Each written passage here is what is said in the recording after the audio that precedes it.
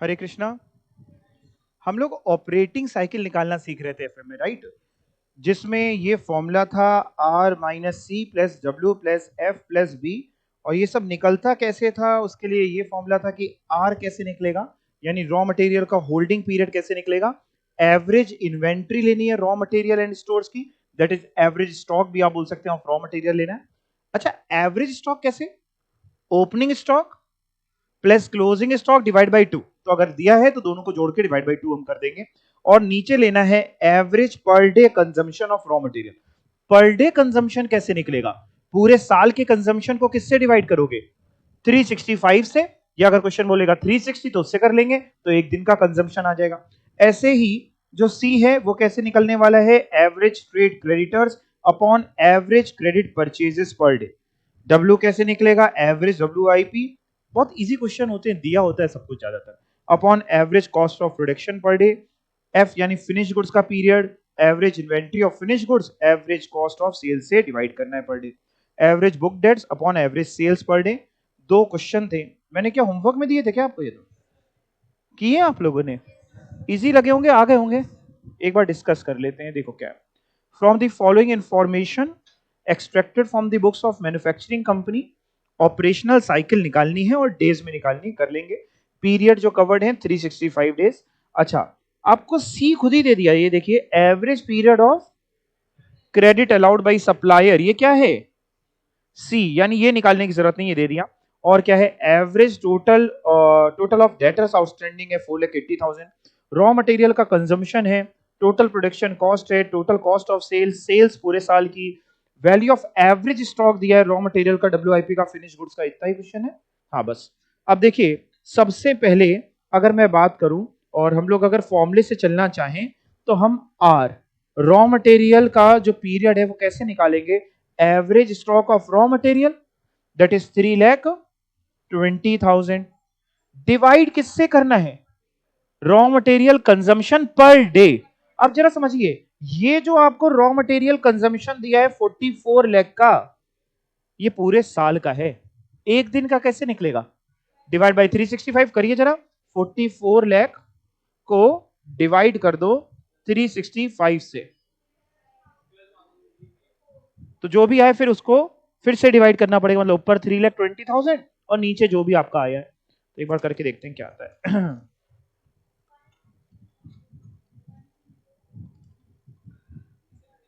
ये आपका ऊपर तो 3,20,000 और नीचे आपका करीब, अच्छा एक चीज और भी आप कर सकते हैं, जैसे डिवाइड बाई 365 है ना नीचे, तो ये ऊपर जाएगा तो मल्टीप्लाई हो जाएगा, ये आपको पता है ना।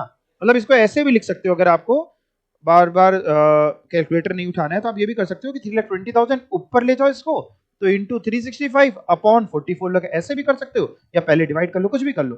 तो एक बार 3,20,000 इंटू 365 अपॉन 44 लाख, ये आया 26.5 डेज, यानी आप 26.5 ले लीजिए या 27 ले लीजिए, कुछ भी आप ले लेंगे, उसमें ऐसी कोई दिक्कत नहीं है।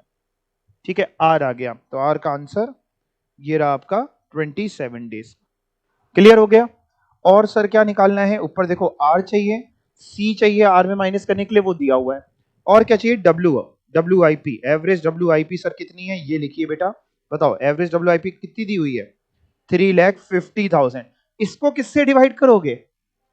देखो ऊपर लिखा क्या है? एवरेज डब्ल्यू आई पी किससे डिवाइड होता है? Average cost of production per day. Cost of production कितनी दी है? ये प्रोडक्शन कॉस्ट 1 2 3 4 5 6 7 1 करोड़ दी है पर डे के लिए, डिवाइड बाई यहाँ पे भी 365 होगा, यानी डब्ल्यूआईपी के लिए क्या करोगे? 3,50,000। अच्छा इधर लिख दो इंटू 365, आप समझ जाओगे ना, अपॉन 1 करोड़। वैसे 1 करोड़ के नीचे डिवाइड है, लेकिन वो डिवाइड करेंगे तो वो ऊपर पहुंच जाएगा, ज्यादा जीरो हो गया लग रहा। 1 2 3 4 5 6 7, ठीक है ना? 1 2 3 4 5 6 7, हाँ। कितना आता है ये? 12 पॉइंट, तो इसको 13 कर लीजिए, ये लीजिए। क्रेडिटर्स का पीरियड 16 दिन का दिया ही हुआ था, ये गिवन था, तो इन्होंने आर में ये माइनस किया सी, यानी 27 में 16 तो 11 डेज आया। डब्ल्यूआईपी का पीरियड 13 डेज, बाकी और निकाल लेते हैं। निकाले कि आपको आता है? कर लेंगे। किसने किसने कर चुके, कौन कौन करके आया?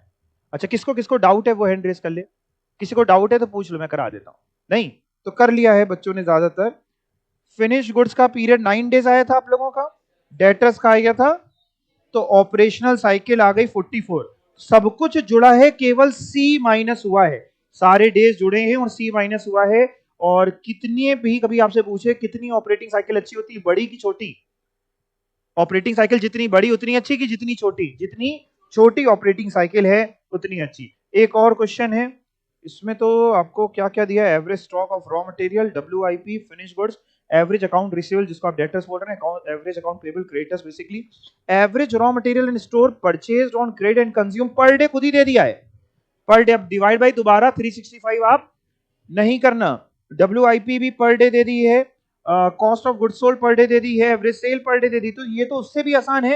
Average stock of raw material आपको 2 लाख डिवाइड करना है रॉ मटेरियल से 10,000 से, कितने दिन? 20 डेज के ये आ जाएंगे, 20 दिन आपका ये आ जाएगा ये। ठीक है, ऐसे ही सर क्रेडिटर्स पहले कर ले, कर लो पहले, कर लो कुछ भी कर लो। क्रेडिटर्स के लिए 1,80,000 ये अकाउंट पेबल, ये किससे डिवाइड होगा? परचेजेस पर डे से। परचेजेस पर डे कितनी है ये? अच्छा एक बात बताएं आपको, जैसे फॉर्मूला आप देखो, जो शायद आपने नोटिस नहीं किया हो मे बी, कि आर जब निकाल रहे हैं तो आर को जो डिवाइड कर रहे हैं वो average per day consumption of raw material से कर रहे हैं, average consumption of raw material per day. और सी में जब निकाल रहे हैं तो उसको डिवाइड कर रहे हैं average credit purchase per day, यानी वहां परचेज ले रहे हैं और वहां कंजम्पशन ले रहे हैं। तो क्या ये कंजम्पशन और परचेज दोनों एक ही होता है कि अलग अलग होता है? अलग अलग होता है। तो फिर सर इस क्वेश्चन में और इससे पहले वाले दोनों ही क्वेश्चन में हमने तो एक ही ले लिया।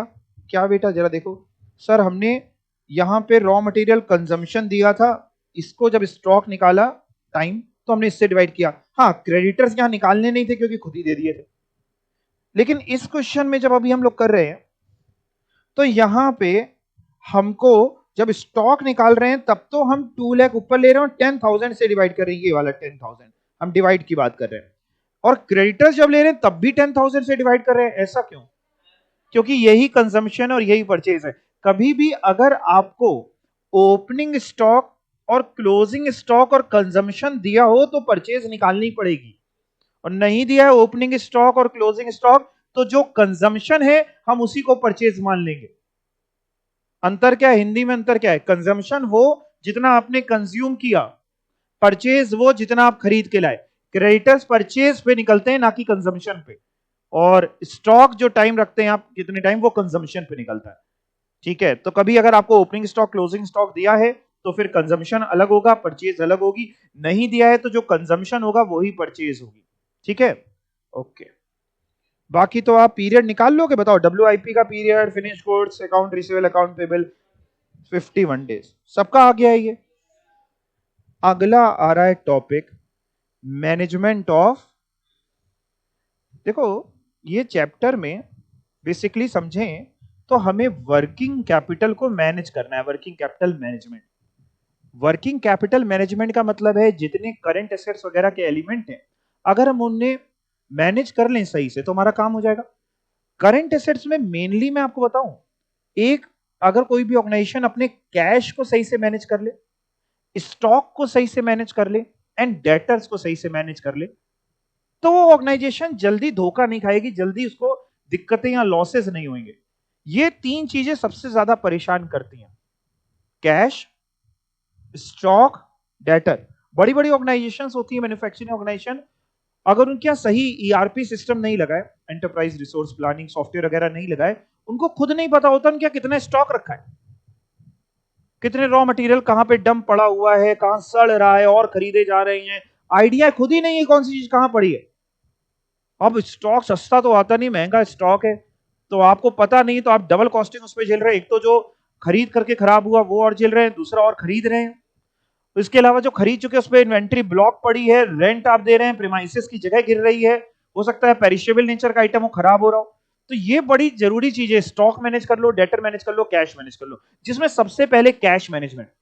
आज तक और आगे भी जीवन में जब तक आप इस मोह माया से जुड़े रहेंगे, तो जो आपको एक एलिमेंट है जो जीवन में हर समय सामने आ जाएगा, कभी भी कुछ भी करने जा रहे हो जिंदगी में, कैश नहीं है भाई। कैश जब भी हम लोग बात करते हैं तो कैश का मतलब जरूरी नहीं नगद, अब तो डिजिटल ट्रांजेक्शन भी, बट पैसा तो होना चाहिए ना, है ना। चाहे बैंक में पड़ा हो, चाहे यूपीआई से पेमेंट करना हो, चाहे गांधी जी देना, पैसा होना चाहिए। कहीं पे भी कुछ भी हो, आपका आईफोन 15 प्रो खरीदने का मन कर रहा है, बट एक कैश जो है ना वो आगे अटक जाता है। खरीदने को हम चांद सितारे खरीद सकते हैं, चांद में भी प्लॉटिंग होगी, खरीद सकते हैं, बट बजट नहीं है, अर्थ पे खरीद नहीं पा रहे हैं, चांद पे क्या ही खरीदेंगे। तो हर जगह कैश की प्रॉब्लम है। सेम है बिजनेसमैन, उसके साथ भी कैश की प्रॉब्लम है। अच्छा, कैश एक ऐसी चीज है जो है वैसे पेपर का टुकड़ा, तिजोरी के अंदर बंद है तो भी बेकारी है ना। सेम है बिजनेस, अगर वो बिजनेसमैन ज्यादा कैश रखता है, तिजोरी के अंदर बंद रखता है, तो भी उसकी कॉस्टिंग है, क्योंकि डायरेक्टली कहीं वो प्रोडक्शन से एसोसिएटेड है नहीं। हाँ, उस कैश की मदद से मशीन खरीद ले, रॉ मटेरियल खरीद ले, प्रोडक्शन करे, तब तो समझ में आ रहा है, बट कैश आइडल पड़ा है तो भी खराब है। Eight the same time cash अगर आप कम रखते हैं तो भी आपके साथ दिक्कत हो सकती है कि कल को पेमेंट करना है, आपके पास पैसे ही नहीं है। तो जब भी हम कैश की बात कर रहे हैं, बहुत से लोग कैश को केवल कैश बोलते हैं, बट अगर हम लोग प्रैक्टिकली समझे तो कैश में कैश भी आ जाएगा, बैंक का बैलेंस भी आ जाएगा, इवन आपकी मार्केटेबल सिक्योरिटी जो कैश इक्विवेलेंट्स होते हैं वो भी आ जाएगा। कैश, हम लोग ने कैश फ्लो बनाया था ना, याद है आपको। तो ये कितना रखें, कम रखें, ज्यादा रखें, किस लिए रखें, वो एक बहुत बड़ा सवाल है। उसी के बारे में आपको समझाया जा रहा है, मैनेजमेंट ऑफ कैश। बहुत ध्यान से पढ़िएगा। Cash is one of the current asset of a business. It is needed at all times. हर समय पैसा चाहिए to keep the business going. अगर बिजनेस आपको स्मूथली चलाते रहना है, पैसा चाहिए। आप business concern should keep, always keep sufficient cash for meeting its obligation. Sufficient means ना ज्यादा ना कम। एनी शॉर्टेज ऑफ कैश, अगर शॉर्टेज है तो क्या होगा, will hamper the operation, production hamper होगा, आपका हो सकता है फैक्ट्री बंद करनी पड़े। और एनी एक्सेस होगा तो वो अनप्रोडक्टिव होगा, आइडल कैश है, या हो सकता है बैंक से लोन लेकर के बैठे और आइडल कैश पड़ा हुआ है तो ब्याज की कॉस्टिंग दे रहे हैं, खुद का पैसा है तो कहीं इन्वेस्ट कर सकते थे। कैश इज द मोस्ट, देखो क्या लिखा है, cash is the most unproductive of all the asset. क्योंकि बाकी एसेट तो प्रोडक्शन में काम आ रहे हैं, ये तो फिर भी आप तिजोरी में बंद है, लेकिन ये भी चाहिए, जैसे कि फिक्स एसेट, मशीनरी, प्लांट वगैरह, ये सब भी आपके एंड करंट एसेट जैसे इन्वेंट्री, ये सब बिजनेस में मदद कर रहे हैं, लेकिन कैश ऐसी कोई मदद आपकी नहीं कर रहा। कैश किस तरीके का हो सकता है, नेचर ऑफ कैश अभी आपको समझाया। कैश या तो आप कैश इन हैंड को भी कैश बोल सकते हैं, या फिर आप बैंक में जो पड़ा है और कैश इन हैंड दोनों को बोल सकते हैं, और इसके अलावा मार्केटेबल सिक्योरिटी जो रेडली कन्वर्टेबल है उसको भी कैश बोला जा सकता है। ठीक है, क्यों रखते हैं हम लोग अपने यहाँ कैश? बेसिकली तीन मोटिव्स होते हैं कैश रखने के, दो ये लिखें, एक नीचे लिखा होगा स्पेकुलेटिव मोटिव। देखिए, बिजनेसमैन के तीन मोटिव हैं कैश रखने के। एक ट्रांजैक्शन मोटिव है, एक प्रिकॉशनरी मोटिव है, और एक स्पेकुलेटिव मोटिव है। ट्रांजैक्शन मोटिव का क्या मतलब है सर? ट्रांजैक्शन मोटिव का मतलब है कि डे टू डे ट्रांजैक्शन के लिए जो पैसों की जरूरत है, रॉ मटेरियल खरीदना है, किसी का पेमेंट ड्यू है, वेजेस देनी है, और भी जो खर्चे हैं, ट्रांसपोर्टेशन की कॉस्ट जो भी है, उन सब के लिए जो कैश चाहिए वो है ट्रांजैक्शन मोटिव, यानी बिजनेस स्मूथली रन करने के लिए। प्रिकॉशनरी मोटिव, देखिए बिजनेस अपने आप में खुद बहुत बड़ी अनसर्टेन चीज है। किसी भी तरीके का व्यापार हो, अनसर्टेनिटी या रिस्क उसके साथ एसोसिएटेड। आपने कैश एस्टिमेट किया कि हमें रिक्वायरमेंट इतनी है, हो सकता है कल को मार्केट में रॉ मटेरियल के दाम अचानक से बढ़ गए और आपको मजबूरन खरीदना पड़ रहा है। टमाटर के दाम बढ़ गए, आपका रॉ मटेरियल टमाटर, आप टमाटो का सॉस बनाते हैं, तो भैया आपको चाहिए एक्स्ट्रा भी पैसा कि कल को कोई सिचुएशन ऐसी एडवर्स खड़ी हो जाए तो हम काम आगे कर पाए। लेट्स से फॉर एग्जांपल, आपके जो वर्कर्स हैं वो चले गए छोड़ के, आपको मार्केट से इमीडिएट दूसरे वर्कर्स लाने पड़े, महंगे मिले। हो सकता है पहले के वर्कर्स को आप मंथली पेमेंट कर देते हो या फोर्टनाइटली या जो भी आप पेमेंट कर देते हो, अब हो सकता है वो वर्कर्स कह रहे हैं रोज के रोज का पैसा चाहिए, तो थोड़ा बहुत रखना पड़ता है व्यापार में प्रिकॉशनरी नीड की कभी भी कोई खर्चा अचानक से आ सकता है।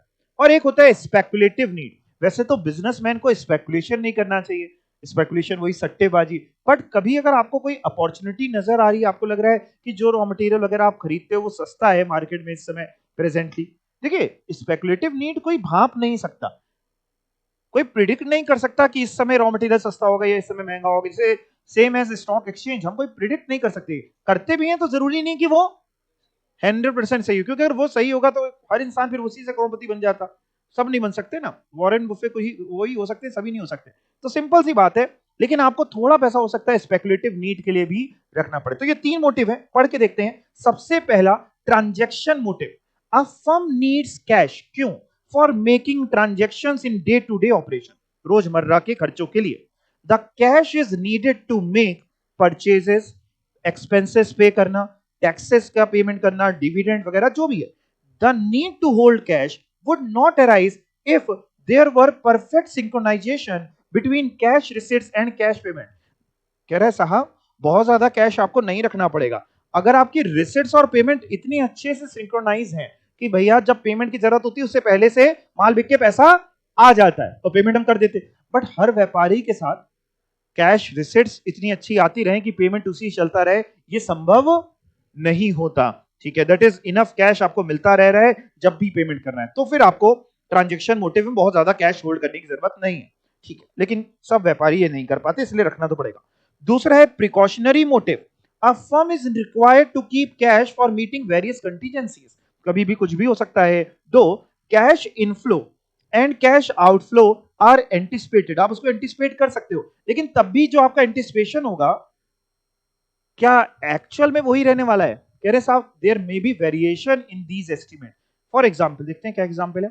A debtor who was to pay after 7 days, कह रहा है एक डेटर है जिससे आपको पैसे लेने थे, लेट्स से 7 दिन बाद, हो सकता है कि वो 7 दिन में आपको पैसे ना दे। हो सकता है वो आपसे कहे कि सर इस समय हमें थोड़ा टाइम और चाहिए, आपके साथ इतने टाइम से व्यापार कर रहे हैं सर, 10-15 दिन, 20 दिन, 1 महीना, 2 महीना में और लग जाएगा।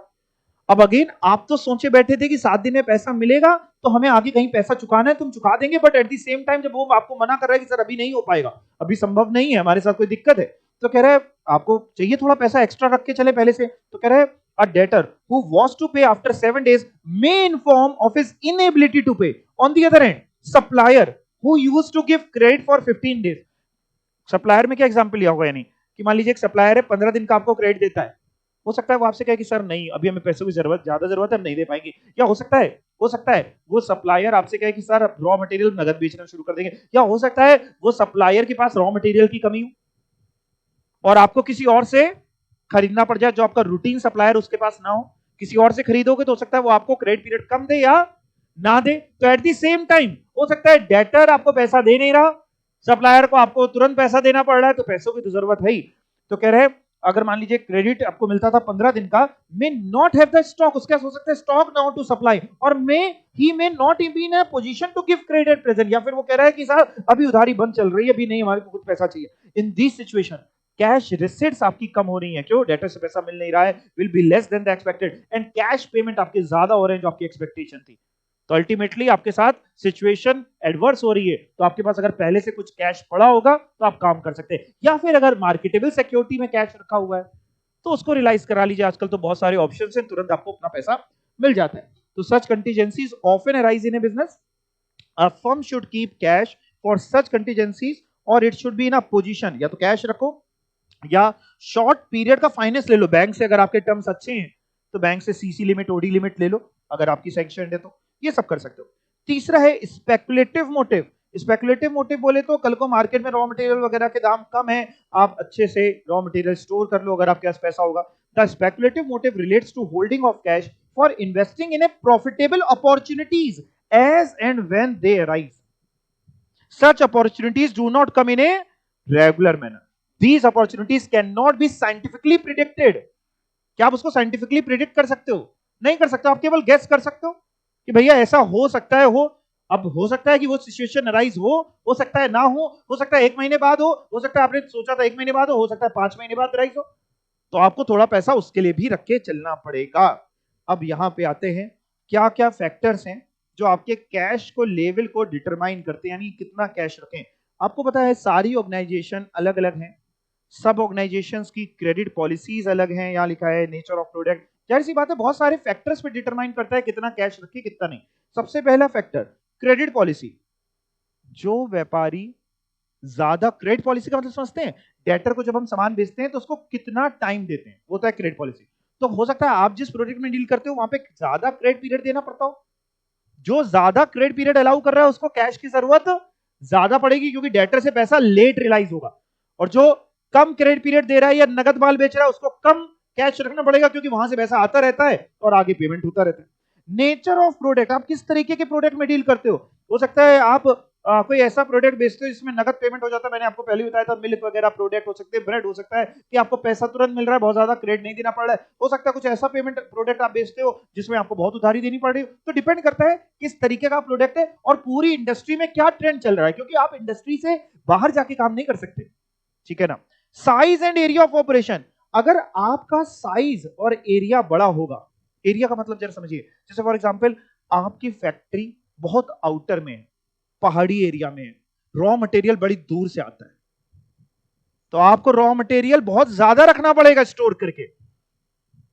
आप समझ रहे हैं, रॉ मटेरियल इजीली अवेलेबल नहीं होता। जैसे कभी आप पहाड़ी एरिया में गए भी होंगे, जाहिर सी बात है घूमने, आपने देखा होगा नॉर्मली वहां पे वो प्रोडक्ट एमआरपी से भी एक आधा रुपए महंगा देते हैं।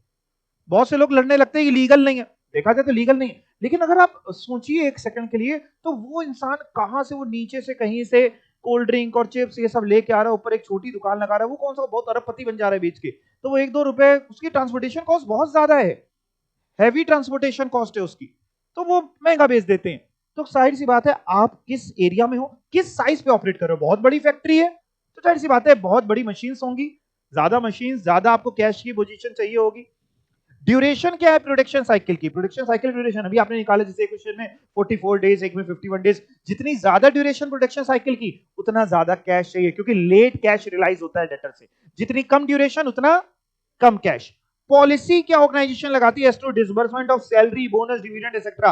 आप जो अपने एम्प्लॉइज को सैलरी बांटते हो, महीने महीने की बांटते हो, कि जैसे वर्कर्स वगैरह को हो सकता है आपके वर्कर्स, जो लो ग्रेड एम्प्लॉय होता है ना, उसको ना उसके पास इतना पैसा नहीं होता, रोज का खाने का पैसा नहीं होता, तो वो रोज रोज चाहता है तनख्वाह, कि रोज जो मेरी बनी दिहाड़ी या 2 दिन में पेमेंट कर दो, सर 5 दिन में, 1 हफ्ते में कर दो, 15 दिन में कर दो। जितना जल्दी जल्दी पेमेंट करना पड़ेगा उतना ज्यादा आपको कैश रखना पड़ेगा। तो वो कैसी पॉलिसी आपकी, बैंक के साथ कैसा रिलेशन है आपका, क्रेडिट स्टैंडिंग कैसी, अगर बैंक के साथ आपका रिलेशन अच्छा है तो फिर कम कैश भी रख रहे हैं तो ज्यादा दिक्कत नहीं, क्योंकि कभी अगर जरूरत पड़ी तो बैंक से हम पैसा ले सकते हैं, फटाफट पैसा मिल जाएगा। ज्यादा कैश रखने के एडवांटेज क्या है, एम्पल कैश रखने के, ज्यादा कैश रखने के फायदे, गुडविल मेंटेन रहती, गुडविल कैसे मेंटेन होगी आपकी, नहीं ज्यादा कैश रखेंगे तो कर पाएंगे पेमेंट, यहां से शुरू करिए। ज्यादा कैश रखेंगे तो हम टाइमली लोगों का पेमेंट करते रहेंगे, as and when due creditors का पेमेंट आएगा हम कहेंगे लीजिए सर, बार बार उनका पेमेंट टाइम पे करते रहेंगे, उनका भी एक कॉन्फिडेंस डेवलप हो जाएगा कि नहीं यार ये बंदा बढ़िया है, तो कभी भी हमें रॉ मटेरियल खरीदना है तो हो सकता है वो बाकियों को मना कर दे, हमको मना ना करे। बहुत से प्रोडक्ट मार्केट में ऐसे भी रहते हैं जो आज की तारीख में जानबूझ करके दिखा करके चलते हैं कि हमारे यहाँ कमी है, प्रोडक्शन नहीं है। जैसे अभी इस समय पे आप देखिए तो कार का एग्जाम्पल, कार में वेटिंग पीरियड, तो बीच में तो था कोविड के टाइम पे तो था, वो चिप वगैरह नहीं आ पा रही थी जो भी उसमें लगती है, बहुत ज्यादा वेटिंग पीरियड। अब तो क्या है, इन शोरूम्स वालों को मजा आने लग गई है कि यार हाँ आप डिस्काउंट मांगे, आपको नई गाड़ी खरीदनी, डिस्काउंट करा, अरे सर अभी गाड़ी आप बुक कराएंगे, गाड़ी नहीं हमारे पास। और फिर धीमे से कहेगा सर एक मॉडल पड़ा हुआ है ये वाला, आपको चाहिए, कलर एक ये पड़ा है, ये चाहिए तो बता दिए, 2-3 महीने लग जाएंगे। अच्छा सामने वाला नॉर्मली क्या होता है, जो मैंने ट्रेंड एनालाइज किया, जिसको कार वार खरीदने का एक भूत सवार हो जाए उसको फिर तुरंत चाहिए, वो फिर वो होल्ड नहीं करता कि सर 5 महीने बाद, 6 महीने बाद। तो ये भी मार्केट में फैलाया जाता है कि भैया आपके पास कितना सामान कर देने की अवेलेबिलिटी है। तो गुडविल वगैरह की जाहिर सी बात है कि अगर रॉ मटेरियल की कमी है जहां से आप खरीदते हैं, उसकी नजरों में आपकी गुडविल अच्छी है तो वो आपको पहले देगा एज कंपेयर टू बाकी लोगों को। कैश डिस्काउंट अवेल कर सकते हैं, पैसा अच्छा है आपके पास, जिससे सामान खरीदने गए वो कह रहे सर 15 दिन बाद पैसा दे देना, 1 महीने बाद पैसा दे देना, आपने उससे कहा नहीं पैसा अभी ले लीजिए, पूरा ले लीजिए एक ही बार में, हमको कुछ डिस्काउंट दे दीजिए, कम दे दीजिए, कम में।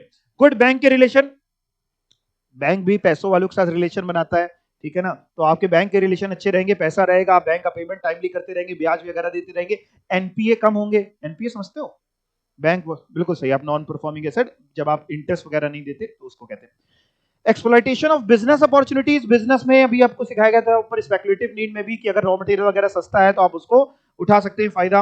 एंकरेजमेंट टू न्यू इन्वेस्टमेंट, पैसा अच्छा है तो आप जल्दी डिविडेंड बांट रहे होंगे, सारी चीजें कर रहे होंगे, इन्वेस्टर भी खुश रहेगा आपसे। एफिशिएंसी बढ़ेगी, देखिए जब जेब में पैसा होता है ना तो चेहरे पे कॉन्फिडेंस अपने आप होता है, है ना। और जेब में पैसा नहीं होता तो इंसान वैसे ही डरा डरा रहता है। पैसा होता है तो इंसान राजधानी ट्रेन में भी चढ़ जाता है बिना टिकट लिए कि देख लेंगे टीटी को, समझ लेंगे। और पैसा होता है जो टिकट लिए होता, पहली बार सफर कर रहा था, ये सही बैठे हैं ना, उतार तो नहीं देंगे इनको। तो पैसा आपके लिए बड़ा जरूरी चीज है। सर कैसे मैनेज करें, कैश मैनेजमेंट के क्या मॉडल्स हैं, कैश कैसे मैनेज करना है। इससे पहले एक काम करते हैं, आपको ना पहले इंटरेस्टिंग एक टॉपिक पढ़ाते हैं। ये तो पढ़ाएंगे भी, ये स्किप नहीं करना है, सब पढ़ेंगे हम लोग। उससे पहले कैश बजट जरूर दिया होगा इन्होंने। ये हम लोग पढ़ने जा रहे हैं कि कैश बजट कैसे बनाया जाता है। ओल्ड सिलेबस में भी ये टॉपिक है, ओल्ड सिलेबस में टॉपिक बजट वाला एक चैप्टर है उसमें दिया हुआ है। तो ओल्ड सिलेबस न्यू सिलेबस दोनों में ये टॉपिक है। आप बुक बंद कर सकते हैं ओल्ड सिलेबस वाले। यहाँ पे देखिए करना क्या है, मैं आपको पहले समझा देता हूँ क्या करने वाले, क्योंकि बड़ा आसान क्वेश्चन होता है कैश बजट। हमें करना क्या होगा, हमें एक बजट बनाना होगा कैश का। अब उसमें सर बनाएंगे कैसे, आता तो है नहीं, नहीं बड़ा सिंपल होता है। जब जब पैसा आएगा, क्वेश्चन बता देगा, हमें तब तब उस कैश का इनफ्लो दिखाना होगा, यानी रिसीट्स दिखानी होगी प्लस, और जब जब पैसा जाएगा तब उसका आउटफ्लो दिखाना होगा। और जितने महीने का बजट हमसे पूछेगा उतने महीने का हम बजट बना लेंगे। मैं बनवा के करवाऊंगा, आप टेंशन ना लीजिए। पहले क्वेश्चन पढ़ते हैं, इससे सब समझ में आ जाएगा। और बहुत इंपॉर्टेंट क्वेश्चन है, पढ़ के देखिएगा। From the following budgeted figures, prepare करना है, कैश बजट बनाना है। ठीक है सर, बना लेंगे। In respect of 3 months to June. Sir इसका मतलब क्या हुआ, in respect of 3 months to June 30th, मतलब क्या हुआ, 3 महीना, थोड़ा सा गलत लिखा है, ऐसे लिखना चाहिए इनको, इन respect of 3 months ending 30th जून। यानी 3 महीने का बनाना है, 30 जून को खत्म होगा। यानी कौन से 3 महीने का बनाना है, अप्रैल का, मई का एंड जून का। हमेशा याद रखिएगा जब भी आपको बजट बनाना हो तो ये जरूर पढ़ना पड़ता है कि कितने महीने का बनाना है। 3 महीने का बनाना है, हम लोग बनाएंगे। डेटा क्या दिया है सर, सेल दी है बेटा, मटेरियल की कॉस्ट है, वेजेस है, ओवरहेड। जैसे जनवरी में 60,000 की सेल है, मटेरियल जो है 40,000 का है, 11,000 की वेजेस है, ओवरहेड है। ऐसे ही जनवरी का भी दिया है सर, सब बनाना तो अप्रैल मई जून का है, जनवरी फरवरी मार्च का क्यों दिया, यूज होगा, हो सकता है। देखते हैं क्या, नीचे पढ़ते हैं, क्वेश्चन ही चल रहा है अभी। एक्सपेक्टेड कैश बैलेंस ऑन 1 अप्रैल कितने रुपए दिए हुए हैं, 20,000। हम जब अप्रैल मई जून का बनाएंगे तो अप्रैल का जो ओपनिंग कैश बैलेंस है वो 20,000 उठाएंगे। करना क्या है सुन लीजिए, अप्रैल का ओपनिंग कैश बैलेंस लेंगे, अप्रैल में जहां जहां से पैसा आएगा वो सब रिसिट्स होगी, वो सब प्लस करेंगे, जहां जहां हम पेमेंट करेंगे वो सब माइनस करेंगे।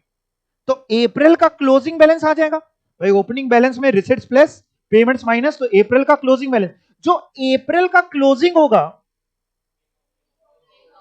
बस यही समझना था, वो मई का ओपनिंग होगा। फिर मई का ओपनिंग पकड़ लिया, रिसिट जोड़ी मई वाली, पेमेंट जोड़े मई वाले, मतलब माइनस करे मई वाले, मई का क्लोजिंग आया, जो मई का क्लोजिंग वो जून का ओपनिंग, बस जून में भी यही किया, जून का क्लोजिंग छोड़ दिया, अप्रैल में जून का बन गया। देखते हैं लेकिन और क्या बता रहा है, और भी तो डेटा दिया है। Material and overhead are to be paid during the month following the month of the supply. है सर ये क्या बोल गए, मटेरियल एंड ओवरहेड, हाँ हाँ ऊपर था ना सर, मटेरियल था, ये कहां था, ये मटेरियल था ना सर ये, हाँ बेटा, और सर ये ओवरहेड था, हाँ बेटा, इन्हीं के लिए बोल रहे हैं, लेकिन क्या बोल रहे हैं, लाइन कुछ जा नहीं रही है। मटेरियल एंड ओवरहेड का हम पेमेंट करते हैं सर, कब करते हैं, तुरंत कर देते हैं क्या, नहीं बेटा, क्या लिखा है पता नहीं, during the month following the month of supply, मतलब जिस महीने सप्लाई हुई, जिस महीने वो खर्चा अकर हुआ, जिस महीने वो खर्चा एक्रू हुआ, ऐसे समझ सकते हैं, उसके अगले महीने, फॉलोइंग मतलब अगला महीना, मतलब जनवरी में जो हमने मटेरियल खरीदा है 40,000 का, इसका पेमेंट होगा फरवरी में, फरवरी वाले 48,000 का पेमेंट होगा मार्च में, मार्च में 50,000 वाले का पेमेंट होगा अप्रैल में, एंड अप्रैल का 56,000 का होगा, मां क्यों लिख दिया, मई में, और मई वाले का पेमेंट होगा जून में। अब बात समझ रहे हैं, तो जब हम अप्रैल का बनाए, हमें तो अप्रैल मई जून का बनाना है, जब हम अप्रैल का बनाएंगे ना बजट, तो अप्रैल में हम रॉ मटेरियल का जो पेमेंट दिखाएंगे, आपको पता है वो कौन सा दिखाएंगे और कितना दिखाएंगे, मार्च का दिखाएंगे, वेरी गुड, 50,000 का। कैश बजट में करना क्या, कैश बजट में बड़ा सिंपल है, जब पेमेंट होगा उस महीने दिखाएंगे, जिस महीने का रॉ मटेरियल खरीदा था वो नहीं दिखाते, जिस महीने हम पेमेंट करें, जब हमारी जेब से गया या जब जेब में आया, तो मार्च का जो 50,000 था ये जाएगा अप्रैल में। तो अप्रैल का जब हम बजट बनाएंगे उसमें जो पेमेंट दिखाएंगे रॉ मटेरियल का वो 50,000 रुपए का दिखाएंगे। सेम तरीके से जब मई का बनाएंगे तो 56,000 दिखाएंगे, जून का बनाएंगे तो 62,000। सेम ओवरहेड की बात, ओवरहेड में भी सेम ही बोल रहे हैं ना, क्योंकि लिखा था मटेरियल भी और ओवरहेड भी, वेजेस के लिए भी नहीं बोला इसने ऐसा कुछ। तो ओवरहेड्स के लिए भी जो जनवरी का ओवरहेड है वो फरवरी में पेमेंट होता है, फरवरी का मार्च में, मार्च का अप्रैल में। तो सर जब हम अप्रैल का बनाएंगे तो ओवरहेड कितना दिखाएंगे पेमेंट? 6,800। और जब मई का बनाएंगे 7,200। जब जून का बनाएंगे तो 8,600। आप समझ रहे हैं, सबसे आसान क्वेश्चन होता है कैश बजट बनाना। अगर कैश बजट बनाने को आ गया तो आपकी किस्मत खुल गई। या एमसीक्यू में हो सकता है एक दो चीजें आपसे पूछ लेता है कि केवल आप ये बता दो कि जैसे ये पूरा क्वेश्चन दिया, ये थोड़ा बहुत एक्सट्रैक्ट दे दिया कि मई में कितने रुपए का रॉ मटेरियल का पेमेंट हम दिखाएंगे, मई में कितना पेमेंट हुआ, तो आप कहेंगे मई में पेमेंट हुआ है 56,000 का। 62 का नहीं बोला है, 56 का बोला है हमने, क्योंकि मई में पेमेंट होगा अप्रैल वाला। या फिर हो सकता है एमसीक्यू में ओल्ड सिलेबस में पूछ ले कि क्लोजिंग बैलेंस बता दो अप्रैल का कितना होगा, तो पूरी चीजें ना पूछ के कुछ एक आधी चीजें वो पूछ लेता है। और क्या पॉइंट हो सकते हैं, ध्यान से पढ़ते हैं। वेजेस के लिए भी कुछ बोल रहे हैं, wages are to be paid during the month in which they are incurred. मतलब उसी महीने, मतलब जो आपकी जनवरी की वेजेस हैं 11,000 वो जनवरी में पेमेंट होता है, फरवरी की फरवरी में, मार्च की मार्च में, अप्रैल की अप्रैल में, मई की मई में, जून की जून में, एंड सो ऑन। यानी अप्रैल का जब हम बजट बनाएंगे तो वेजेस का पेमेंट कितना दिखाएंगे? 12,400। अप्रैल का जो है वो अप्रैल में ही होता है, मई का 13,000 और जून का 14,000। ठीक है सर। सर और क्या बोल रहे हैं देखते हैं बेटा। टर्म्स ऑफ सेल, जो माल बेचते हैं, सेल तो हमें ये दी हुई है ना, सेल ये दी हुई है, तो उसमें टर्म्स क्या हमारे देखते हैं। The terms of credit sale are payment by the end of the month following the month of sale. है half of the sale are paid when due, the other half to be paid during the next month.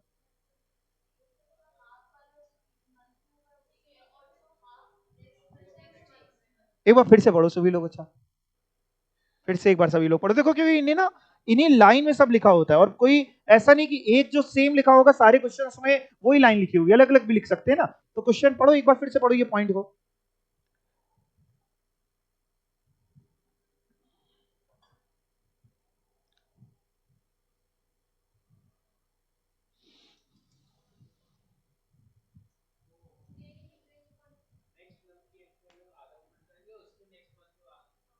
हाँ अब ठीक आ रहा है ये। देखिए question ने बड़ा आराम से इन्होंने लाइन बोली। सबसे पहली लाइन का मतलब समझते हैं। कह रहे हैं जो टर्म्स ऑफ सेल है, जब हम माल बेचते हैं तो हम लोगों से क्या कहते हैं कि हमारा जो क्रेडिट का टर्म रहेगा वो क्या रहेगा, are payment by the end of the month following the month of sale. कि जिस महीने हम माल बेच रहे हैं उसके अगले महीने हमारा पेमेंट ड्यू होगा। यही तो बोल रहा है, the terms of credit sale are payment by the end of the month following the month of sale. That means if the month of sale is January, following end of the month following the month of sale, that is following the month of January का end of the month February, फरवरी में payment due होगा। और लोग हमको पैसा देते कैसे हैं, आधा दे देते हैं सेल्स का जब वो ड्यू होती है, यानी अगले महीने जनवरी का जो भी सेल है उसका आधा मिलता है फरवरी में, और बाकी बचा हुआ आधा और अगले महीने, other half to be paid during the next month. जा रहा है दिमाग में, मार्च में। यानी अगर मैं एक दो कैलकुलेशन यहाँ पे अपने लिए और आपके लिए करूं तो जैसे जनवरी की जो हमारी सेल है वो कितनी दिख रही है, 60,000। इसका आधा मिलता है फरवरी में पैसा 30,000, और आधा मिलता है मार्च में। मैं यहां लिख रहा हूं फिर इरेज कर दूंगा। जनवरी की सेल का आधा यानी 30,000, 30,000 समझ जाना, बाकी 3 जीरो और है, और आधा मार्च में। ये समझ गए। सेम तरीके से फरवरी की जो सेल है उसका आधा यानी 28,000 कब मिलेगा, मार्च में, और आधा मई में, सॉरी अप्रैल में। फरवरी की सेल का आधा मार्च में, आधा अप्रैल में। मार्च की सेल का आधा अप्रैल में, आधा करो जरा मार्च की सेल का, 32,000 अप्रैल में और 32,000 मई में।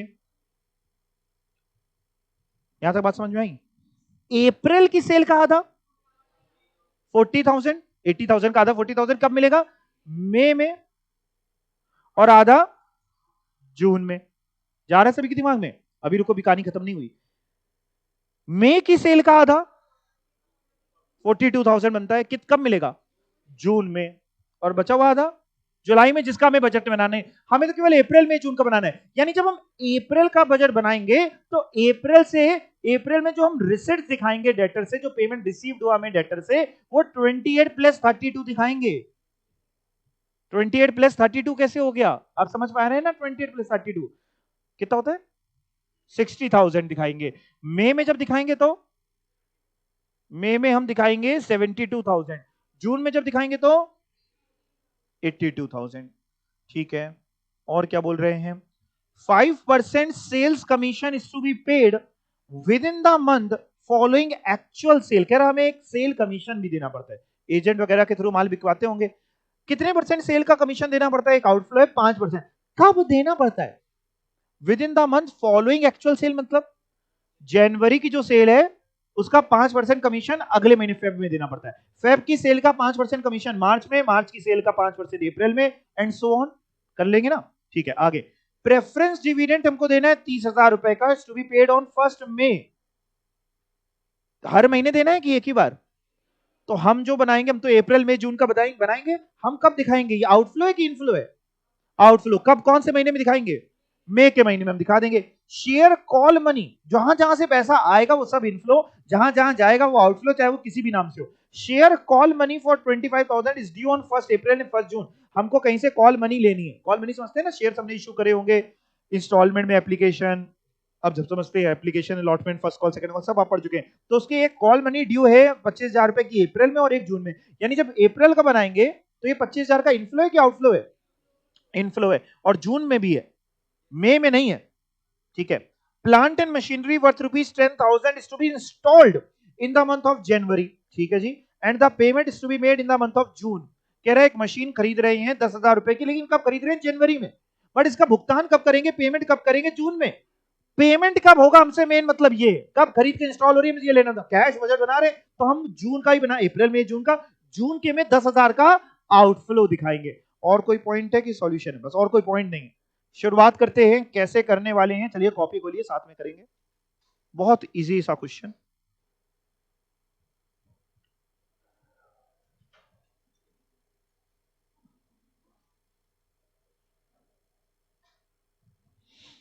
चलिए, 3 महीने का अपने को बनाना है, अप्रैल का, मई का और जून का।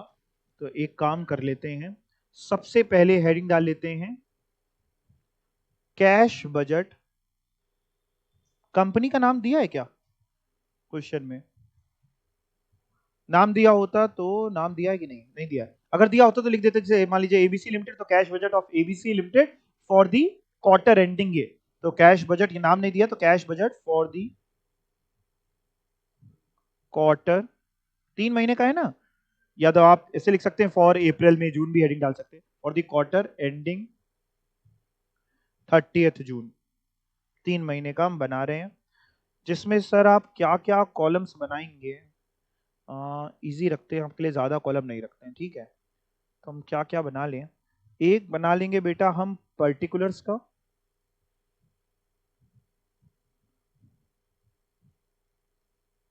एक बना लेंगे हम लोग अप्रैल का, मई का और जून का। ठीक है सर, तो पहले एक एक महीने का काम करेंगे। सबसे पहले अप्रैल का महीना पकड़ते हैं, और अप्रैल का महीने का ओपनिंग कैश बैलेंस हमको गिवन है।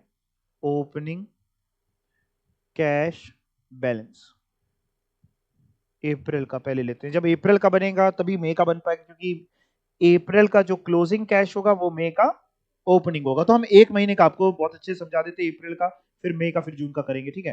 तो पहले ओपनिंग चलते हैं। अप्रैल का ओपनिंग कैश बैलेंस आप देख के बता पाएंगे क्या? ये लिखा हुआ है 20,000 rupees expected cash balance on 1 अप्रैल 20,000। तो अप्रैल का ओपनिंग कैश बैलेंस है 20,000। इसमें ऐड अपन कर रहे हैं कैश रिसिट्स, जहां जहां से आपको पेमेंट मिला है। ठीक है, तो क्वेश्चन पढ़ेंगे, पेमेंट जहां जहां मिलेगा वो पहले लिखेंगे, फिर उसके बाद पेमेंट जहां जहां किया है वो बाद में कैश पेमेंट की तरह लिखेंगे। क्वेश्चन पढ़ते हैं, कहां कहां से पैसा मिल सकता है। देखो क्वेश्चन में अगर सबसे पहले देखें तो सेल है, material, wages, overhead. Material, wages, overhead में तो पेमेंट जाएगा, पैसा आएगा सेल से, और सेल से कितना आएगा उसके लिए ये तीसरा पॉइंट था जो आपने ऊपर भी देखा था कि जिस समय आपने सेल करी उसके अगले महीने पे सेल ड्यू होती है और आधा तो उसी समय मिल जाता है और आधा बाद में मिलता है। तो हम जब अप्रैल की बात कर रहे हैं तो अप्रैल में क्या होगा, फरवरी का जो आधा है वो मार्च में मिला होगा और बचा हुआ आधा है अप्रैल में। तो फरवरी का आधा एक तो अप्रैल मिलेगा और मार्च का आधा भी अप्रैल में मिलेगा, यानी अप्रैल में जब हम दिखाएंगे तो 28,000 प्लस 32,000 आपने कहा था 60,000 दिखाएंगे। एक बार इनका सॉल्यूशन देखें इन्होंने क्या दिखाया है, इन्होंने भी यही दिखाया। ठीक है, तो हम लोग अपना आओ 60,000 ये दिखाएंगे। नहीं, यहाँ कैश रिसिप्ट में नहीं लिखते, नीचे लिख दे रहे हैं सेल से, फ्रॉम सेल्स या सेल्स 60,000। और भी कोई कैश रिसिप्ट होगी तो वो भी आ जाएगी, नहीं होगी तो कोई बात ही नहीं। और कुछ है क्या सर? नीचे नोट्स में देखते हैं मटेरियल ओवरहेड तो पेमेंट है, वेजेस पेमेंट है, सेल का काम हो गया, सेल कमीशन पेमेंट है, प्रेफरेंस डिविडेंड देना पड़ेगा। हाँ, शेयर कॉल मनी का पैसा आपको मिल रहा है 25,000 रुपए 1 अप्रैल को, तो यहां लिखा रहे हैं शेयर कॉल मनी 25,000 रुपए। और कुछ सर आया नहीं तो यहां पे एक लाइन खींच देते हैं, ओपनिंग का और कैश रिसीट का टोटल कर देते हैं, तो टोटल कैश अवेलेबल। और अगर आपको लिखना हो तो total cash available for payment भी आगे बढ़ा के लिख सकते हैं, लेकिन इतने से भी काम हो जाएगा। तीनों का टोटल कर देते हैं, फिर बस पेमेंट्स माइनस करने पड़ेंगे। ये तीनों का टोटल होता है 1,05,000। अब इसमें से अपन बेटा लेस कैश पेमेंट्स बोल लो, कैश डिसबर्समेंट्स बोल लो, कुछ भी बोल लो। सर कितने कितने देखना पड़ेगा बेटा एक बार क्वेश्चन में। कैश पेमेंट्स सबसे पहले ऊपर हमको मटेरियल दिख रहा है, बट मटेरियल के लिए ये लाइन को हम लोग को दिमाग में रखना पड़ेगा। ये हटा दे थोड़ा सा ना तो आपको दिखाई देना लग जाएगा। मटेरियल को मेरे लिए हमें ये लिखना पड़ेगा, मटेरियल और ओवरहेड का पेमेंट जो होता है वो अगले महीने होता है। तो मार्च का पेमेंट होगा अप्रैल में, मार्च का पेमेंट मटेरियल का है 50,000, वो अप्रैल में होगा। मार्च का पेमेंट कैश पेमेंट, और यहां लिख रहे हैं मटेरियल कितना सर 50,000। आप 50,000 समझ गए ना? फिर जब मई का बनाओगे तो अप्रैल का पेमेंट मई में करना, ठीक है? तभी तो हम केवल अप्रैल का बनवा रहे हैं आपको। उसके बाद मटेरियल के बाद सर वेजेस हैं, ऊपर खर्चों के हिसाब से अगर चले तो वेजेस के लिए तो एक लाइन लिखी हुई थी कि जिस महीने की है उसी महीने देते हैं, लिखा था ना wages are to be paid during the month in which they are incurred. तो सर अप्रैल की वेजेस जो होंगी वो ही अप्रैल में पेमेंट होगा। अप्रैल की वेजेस बताओ देख के, 12,400 की। ओके सर, ओवरहेड की भी बात कर रहे हो ना बेटा? ओवरहेड के लिए भी मटेरियल के साथ लिखा था कि अगले महीने पेमेंट होता है, material and overhead are to be paid during the month following the month of supply. तो अप्रैल में कौन सी ओवरहेड का पेमेंट हुआ होगा? मार्च वाली, यानी मार्च का जो है वो 6,800 का है, तो यहां लिख रहे हैं ओवरहेड्स 6,800। समझ गए ना? मार्च का जो है वो अप्रैल में पेमेंट हुआ है, इसलिए ऐसा मैंने लिखा है। सर और कोई खर्चा? बिल्कुल, ऊपर देखो मटेरियल हो गया, वेजेस हो गया, ओवरहेड हो गया। नीचे देख लेते हैं कुछ छूटा होगा तो उसको भी लिख देंगे, मटेरियल, ओवरहेड, दूसरा पॉइंट वेजेस का था, तीसरा सेल का था। हाँ, चौथे पॉइंट की बात करते हैं। कमीशन देना पड़ रहा है 5%, लेकिन कब देना पड़ रहा है? जिस महीने सेल हुआ है उसके अगले महीने में 5%। मतलब अप्रैल में कौन सा कमीशन दिया गया होगा? मार्च की सेल का 5%। मार्च की सेल है सर 64,000, इसका 5% 3,200 आएगा। कितना आएगा? 3,200। तो इसको आप ऐसे लिख सकते हैं, कमीशन, और यहीं पे आप एट दी रेट बस 5% कर लो, ठीक है ना? क्योंकि फिर एक का लिखोगे तो सबका भी तो लिखना पड़ेगा। 3,200, ठीक है सर, कमीशन हो गया। और कोई पेमेंट है क्या बेटा? प्रेफरेंस डिविडेंड 30,000, लेकिन ये 30,000 का हम लिखेंगे, लेकिन कब लिखेंगे? फर्स्ट में। तो एक काम करें क्या, पर्टिकुलर्स में लिख दें प्रेफरेंस का डिविडेंड। सर पर्टिकुलर्स में क्यों लिख रहे हो?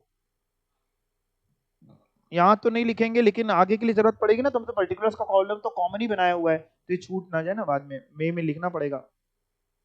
सर शेयर कॉल मनी तो मिला था पैसा, वो आपने ऊपर लिख लिया। सर प्लांट एंड मशीनरी का पेमेंट हुआ है 10,000 का, लेकिन कब हुआ है? जून में। तो अप्रैल में नहीं लिखेंगे, बट प्लांट एंड मशीनरी लिख के छोड़ देते हैं। प्लांट एंड मशीनरी अप्रैल में नहीं लिख रहे। बस सर अब क्या करना है सर? अब बेटा कैश जो है अवेलेबल था ना, उसमें से ये पेमेंट्स माइनस कर दो।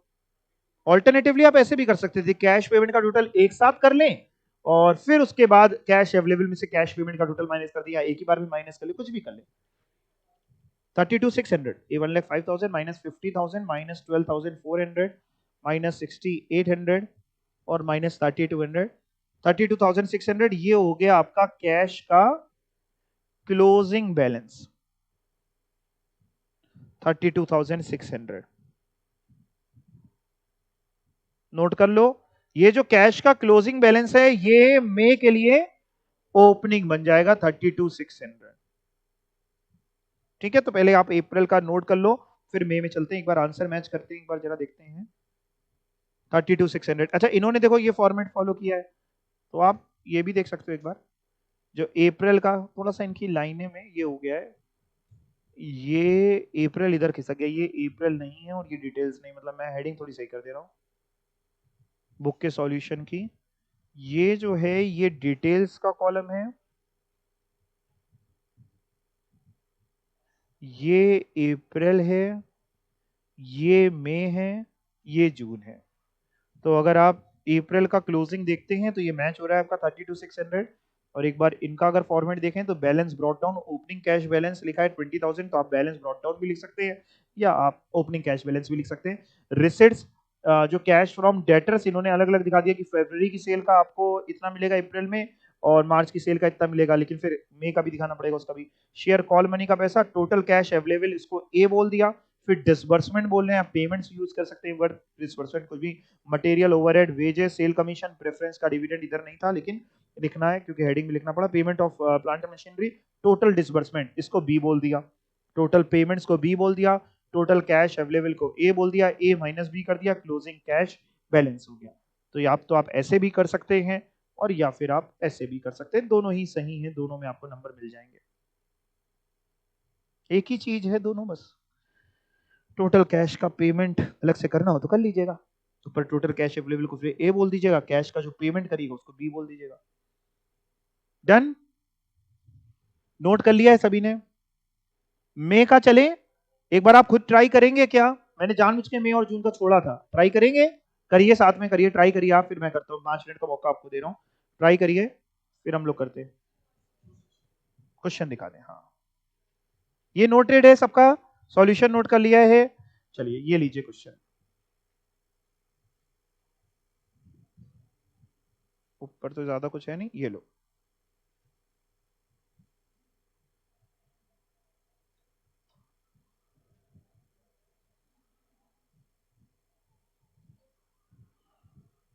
हमने वो सेल की फिगर हटा दी है, तुम लोग कर पाओगे?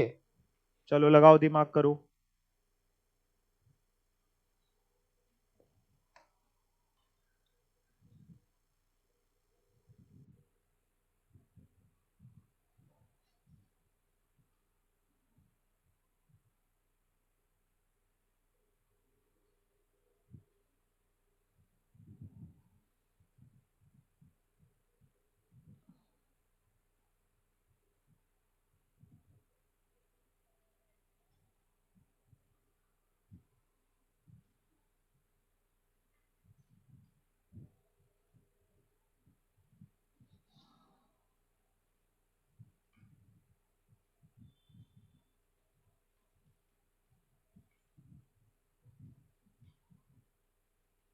सेल का बस ये, जिस महीने की सेल है उसके अगले महीने आधा पैसा मिलता है और उसके अगले महीने और आधा मिलता है। डन, आंसर मैच कर लो एक बार।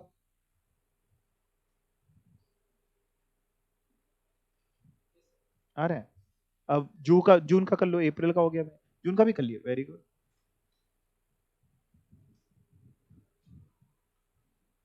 बाकी लोगों को कोई पॉइंट में दिक्कत हो, कहीं पे अटक रहे हो तो हमसे पूछ लीजिएगा, मैं समझा दूंगा।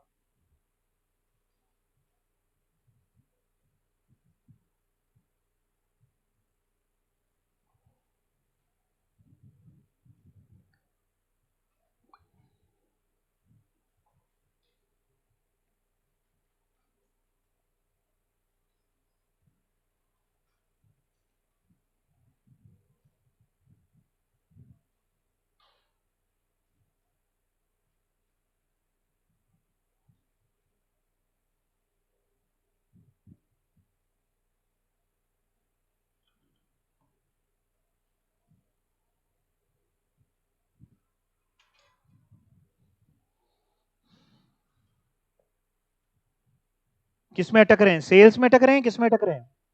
हो गया है।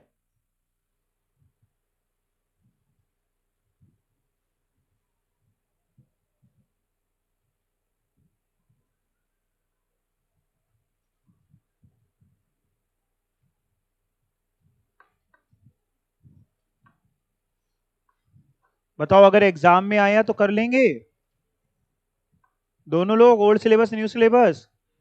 न्यू सिलेबस में तो पूरा क्वेश्चन आ सकता है। ओल्ड सिलेबस में जैसे मान लो ये पूछ लिया उसने आपसे कि ये बता दो जून में सेल का कितना पैसा रियलाइज होगा, तो बता लोगे कि जून में कितना सेल का पैसा मिलेगा। इस तरीके की एक आधी चीजें वो आपसे पूछ सकता है ओल्ड सिलेबस में, एमसीक्यू में।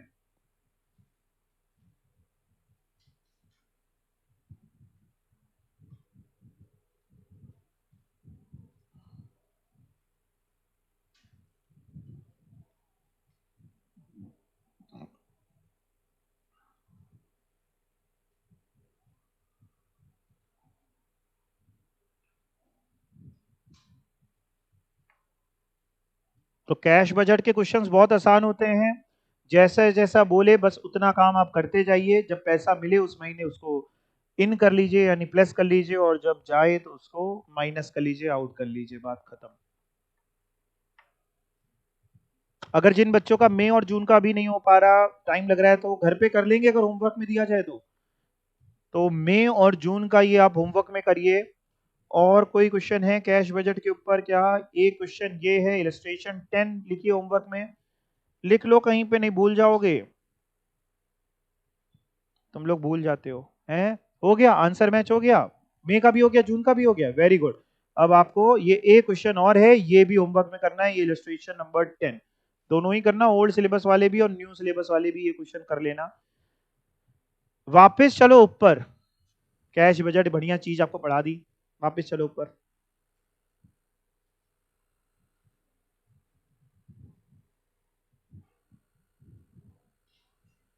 यहां पे आते हैं। किसी को कुछ पूछना तो नहीं ना? कोई पॉइंट में डाउट हो या कुछ ना आ रहा हो तो पूछ लो, बन जाएगा। किनका किनका हो गया? मे का किसने किसने कर लिया? मे वाला ऑलमोस्ट सभी ने कर लिया है। ठीक है, चलो। अब हम लोग आ रहे हैं कैश मैनेजमेंट मॉडल्स। ये क्या है सर? ये क्या पढ़ने वाले हैं? देखिए, अभी आपको बताया गया कि कैश आपके पास ज्यादा हो तो भी दिक्कत, कम हो तो भी दिक्कत। प्रैक्टिकल जीवन में भी ऐसा होता है। जो बहुत गरीब है वो भी परेशान है, और जो बहुत अमीर है वो भी परेशान। मतलब कि ज्यादा परेशान जो है वो ज्यादा अमीर है। गरीब तो फिर भी, अब रिक्शा चलाने वाला है, उसने रिक्शा चलाया दिन भर, शाम को खाया और पिया और फिर सो गया चैन से, उसको रिक्शे में भी उसको मतलब कहीं पे भी नींद आ जाती है ना।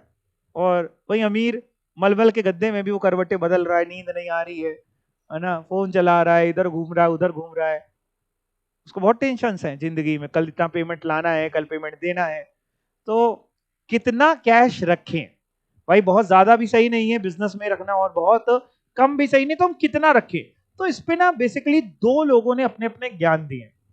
एक विलियम जे बोमल होते थे, जिनका नाम बोमल मॉडल के नाम से फेमस हुआ। और एक मिलर साहब, बहुत जगह पे आपने पढ़ा, तो यहाँ पे मिलर और मॉडल है। दोनों ने अपना अपना ज्ञान दिया। विलियम साहब ने, यानी बोमल्स और मॉडल ने आपको एक फॉर्मूला दिया, जिस फॉर्मूले से ये कहते हैं कि आपका कैश कितना आपको रखना चाहिए वो निकल आएगा। तो वही हम फॉर्मूला देखेंगे। पहले एक बार थोड़ा सा पढ़ के देखते हैं ऊपर। Cash management model. One very important objective of cash management is to determine कि कितना optimal cash balance, optimal mean सबसे अच्छा, ना उससे कम ना उससे ज्यादा, that is to ensure that cash does not remain idle, that is unnecessarily आपके पास कैश आइडल ना हो, and at the same time firm is not confronted with a situation of, यानी कैश की शॉर्टेज भी ना हो। Amount of cash balance will depend on the risk return trade off. आप कितनी रिस्क, कितना रिटर्न चाहते हो। देखो, जो व्यापारी कम रिस्क लेना चाहता है वो हमेशा अपने पास ज्यादा कैश रखेगा। मानते हो नहीं मानते हो? कम रिस्क लेगा तो ज्यादा कैश क्यों रखेगा? उसको डर है कि कल को पेमेंट कर पाएंगे नहीं कर पाएंगे, इसलिए वो थोड़ा सा लिक्विड मनी ज्यादा रख के चलता है। बट इसमें क्या है, अब आप ज्यादा कैश रखोगे तो रिटर्न कम हो जाएगा, प्रॉफिटेबिलिटी कम हो जाएगी। प्रॉफिटेबिलिटी क्यों कम हो जाएगी? कैश रखने की भी तो कॉस्ट आती है, कहीं से लोन ला रहे हो, कुछ ला रहे हो। और वहीं पे जो एग्रेसिव व्यापारी है वो क्या करेगा, वो रिस्क ज्यादा लेगा, यानी कैश कम रखेगा, लिक्विडिटी कम रहेगी, प्रॉफिटेबिलिटी बढ़ जाएगी। बट लिक्विडिटी कम होने से रिस्क बढ़ती है। कल को कोई पेमेंट हो सकता है ना कर पाए, तो कह रहा है कैश कितना रखें, ये आपके रिस्क रिटर्न ट्रेड ऑफ, यानी रिस्क रिटर्न का क्या बैलेंस है, रिस्क रिटर्न की आपकी क्या प्रोफाइल है, क्या सोच है, उसके पे डिपेंड करता है। If the firm's cash balance are insufficient है तो आपकी लिक्विडिटी पोजीशन कम है कि ज्यादा है? कैश बैलेंस जितना चाहिए उतना नहीं है, लिक्विडिटी कम है, लेकिन प्रॉफिटेबिलिटी, आप समझ रहे हैं, दोनों जो है इनवर्स रिलेशनशिप रखते हैं, लिक्विडिटी और प्रॉफिटेबिलिटी। लिक्विडिटी बढ़ाते हैं प्रॉफिटेबिलिटी कम होती है, लिक्विडिटी कम करते हैं प्रॉफिटेबिलिटी बढ़ती है। तो कह रहे हैं अगर इनसफिशिएंट है, लिक्विडिटी पोजीशन उसकी वीक है, लेकिन उसकी प्रॉफिटेबिलिटी इंप्रूव है, क्यों? एज जो रिलीज फंड्स हैं वो इन्वेस्ट कर सकता है, वो मार्केटेबल सिक्योरिटी में वहां से ब्याज कमा सकता है, फर्म सेल कर सकती है जब भी उनको जरूरत हो। On the other hand, if the firm keeps high balances, liquidity position तो इंप्रूव होगी, लेकिन उसको बहुत सारे पोटेंशियल प्रॉफिट्स को फोरगो करना पड़ेगा, क्यों? क्योंकि वो ज्यादा कैश रखे। हेंस फर्म को मेंटेन करना चाहिए ऑप्टिमम कैश बैलेंस, यानी neither too much not too little. The problem before a financial manager is to determine कि कितना ऑप्टिमम कैश बैलेंस हो। ये सबके साथ प्रॉब्लम है। अब कैसे करेंगे? आए वेरियस कैश मैनेजमेंट के मॉडल्स अटेम्प्ट करते हैं ये अचीव करना कि कैसे निकालें, जिसमें से आपके पास सबसे पहला जो आता हुआ वो आता है ऑप्टिमम कैश बैलेंस निकालना, बॉमल्स मैथमेटिकल्स मॉडल। तो और ये क्या कह रहे हैं? अंडर सर्टेनिटी, यानी इनका फॉर्मूला तभी लगने वाला है जब आपको बहुत सारी चीजें जो है जीवन में सर्टेन हो। इनका फॉर्मूला जो है इजी है, ज्यादा टफ नहीं है, लेकिन प्रैक्टिकल सिचुएशन में, प्रैक्टिकल सिनेरियो में बहुत अच्छा फॉर्मूला नहीं माना जाता। क्यों सर? ये करेंगे क्या, मैं आपको पहले समझाता हूं। ये करेंगे ये कि ये ना एक फॉर्मूला दे देंगे, अभी समझा देंगे कैसे लगता है और कैसे होता है। इस फॉर्मूले की मदद से हम लोग निकालेंगे कि हमारा कितना ऑप्टिमम कैश बैलेंस होना चाहिए। मान लो फॉर एग्जांपल हमने सॉल्व किया और इस फॉर्मूले की मदद से हमारा आया optimum cash balance just two से ₹1,00,000। What does that mean? Baumol साहब के हिसाब से इसका मतलब यह है कि आप अपने यहां ₹1,00,000 का कैश रखें, ना ज्यादा रखें ना कम रखें। बट प्रैक्टिकल सिनेरियो में अगर आप व्यापारी हैं तो exactly same amount of cash नहीं होता। माल बिका तो पैसा और आ जाएगा, तो इनके हिसाब से जैसे ही पैसा आया तुरंत जाओ इन्वेस्ट कर दो उसको वही।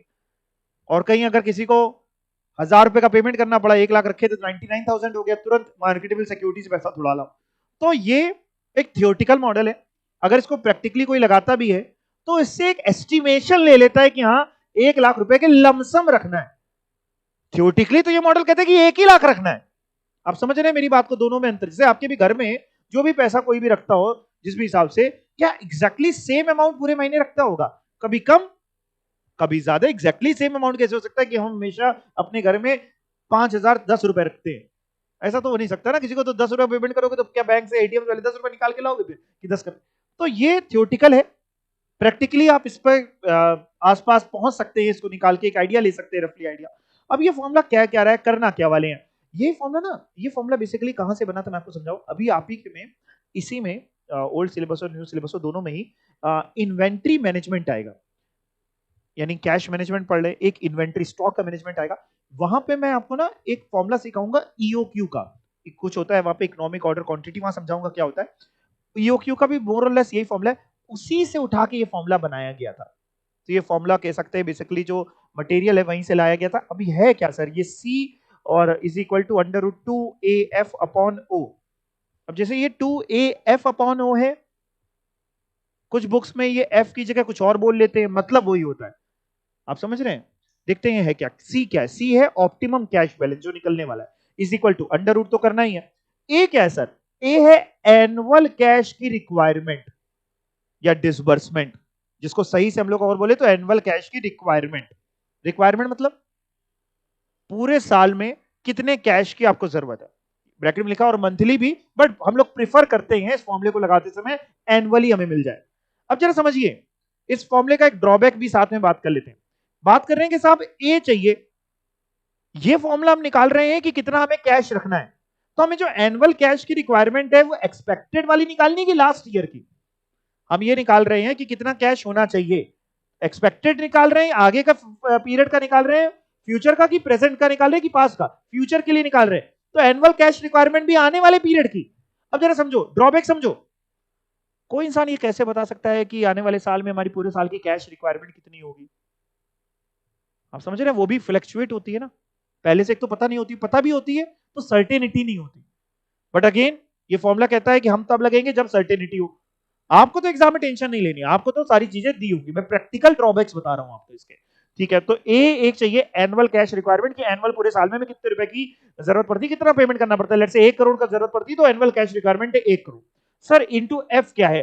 एफ है fixed cost per transaction. Sir ये क्या फिक्स्ड कॉस्ट पर ट्रांजेक्शन का मतलब क्या है? क्या इसको हो सकता है ओल्ड सिलेबस में टी के नाम से दिया हो, देख लेना किस नाम से दिया है, ठीक है ना, है फॉर्मूला उसमें भी। ये क्या है सर?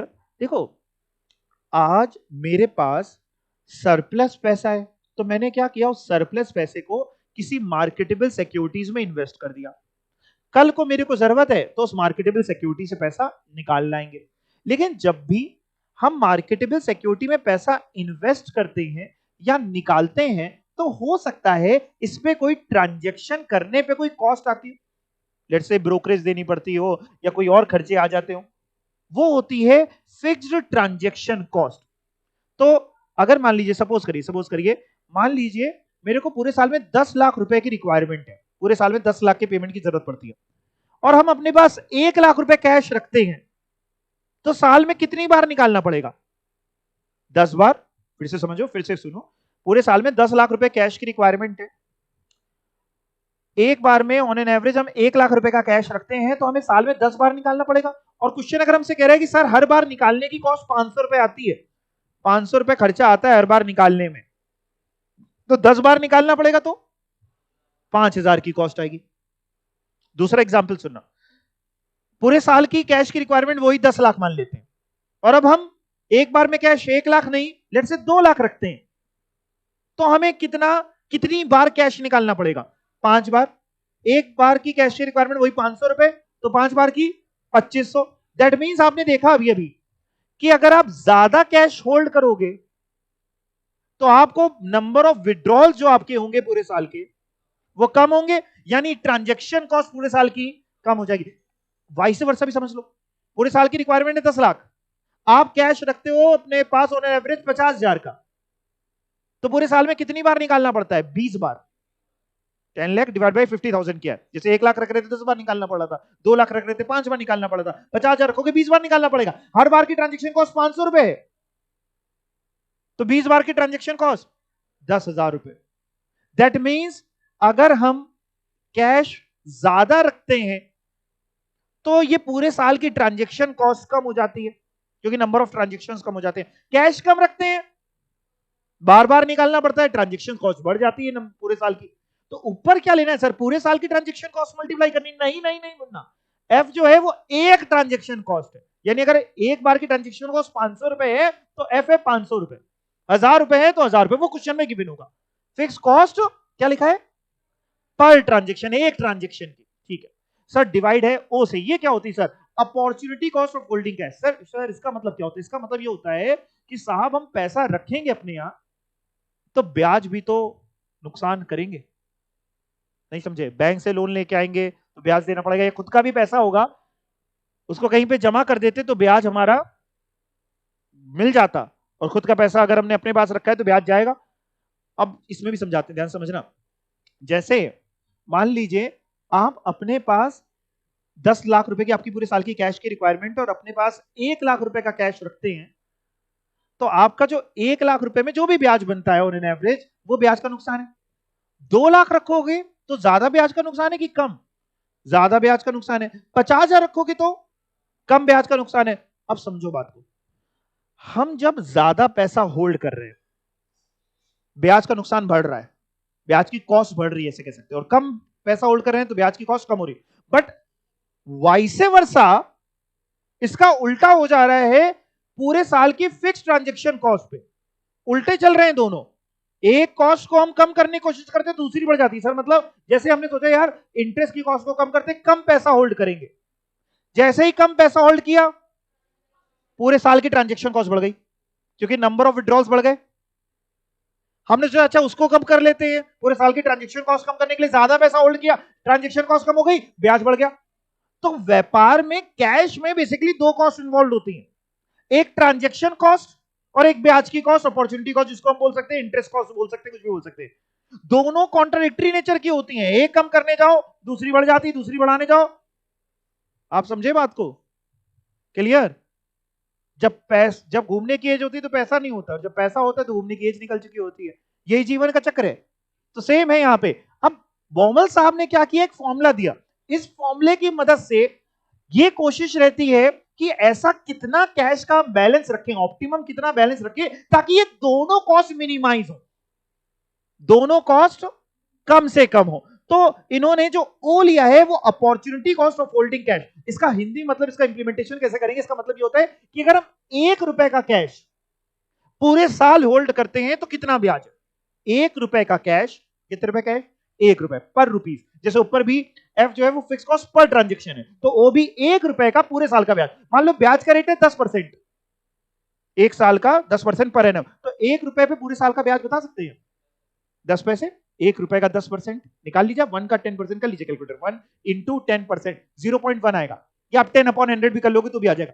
5% होता ब्याज, तो नीचे डिवाइड होता 0.05 से, 1 का 5% निकाल लीजिए, या 5/100 कर लीजिए, 0 यानी 0.05 जो आप बोलते हैं।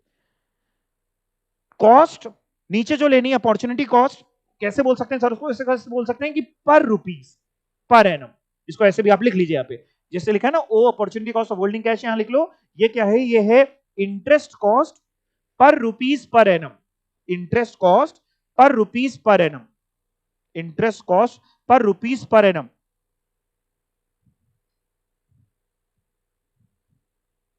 अब अगला ड्रॉबैक सुनो। बॉमल साहब के हिसाब से तो हमें लेना था ए एनुअल रिक्वायरमेंट, यानी एनुअल रिक्वायरमेंट पहले से पता होनी चाहिए और कांस्टेंट होनी चाहिए, जो कि प्रैक्टिकल जीवन में नहीं होती। दूसरा उन्होंने कहा साहब फिक्स ट्रांजैक्शन कॉस्ट लेनी है पर ट्रांजैक्शन, ऊपर जो एफ मल्टीप्लाई कर रहे हैं, तो उनके हिसाब से ये भी पहले से पता हो और कांस्टेंट हो, जबकि पूरे साल में हो सकता है ट्रांजैक्शन कॉस्ट भी चेंज हो रही हो। सेम तरीके से डिवाइड करना है इंटरेस्ट से, तो इंटरेस्ट भी पहले से पूरे साल का पता हो और कांस्टेंट हो, जो कि ब्याज का रेट मार्केट में चेंज होता रहता है। तो यानी इनकी जो इस फॉर्मूले के पीछे एजम्पशन थी वो ये थी, इनकी जो एजम्पशन, जो इन्होंने, जब भी कोई फॉर्मूला बनता है मैथमेटिकली कोई भी फॉर्मूला, तो आमतौर पे उसके पीछे एजम्पशंस होती हैं। इनकी जो एजम्पशन थी बॉमल साहब की वो ये थी कि एक तो कैश आपको पहले से पता हो, वो भी सर्टेनिटी के साथ, तभी तो जब ए पता होगा तभी तो ऊपर फॉर्मूले में √2a है। आप समझ रहे हैं, तो मैंने ड्रॉबैक भी गिनवा दिया आपको साथ साथ में कि ये एजम्पशन है लेकिन प्रैक्टिकली कहां तक वैलिड होती है।